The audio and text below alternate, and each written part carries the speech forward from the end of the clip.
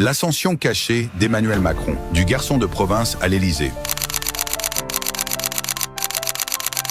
Aujourd'hui, on parle d'un homme dont l'ascension a surpris la France entière. Un homme passé de l'ombre à l'Élysée en un temps record. Emmanuel Macron. Asseyez-vous. Nous sommes dans les années 1990 à Amiens. Un adolescent discret, passionné de philosophie et de théâtre, mais personne ne devine encore qu'il deviendra président.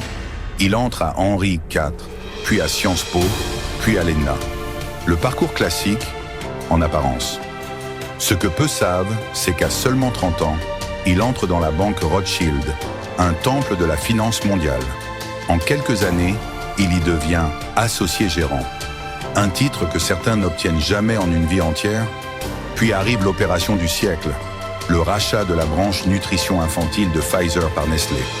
Macron devient l'homme à la transaction à 9 milliards. Ce jour-là, il gagne une réputation, mais surtout des alliés. En 2014, il arrive au ministère de l'économie. En 2016, il quitte le gouvernement.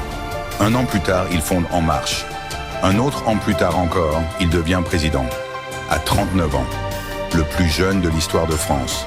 Certains diront que c'était écrit, d'autres diront que personne ne monte aussi vite sans soutien invisible. Moi, je ne fais que raconter l'histoire.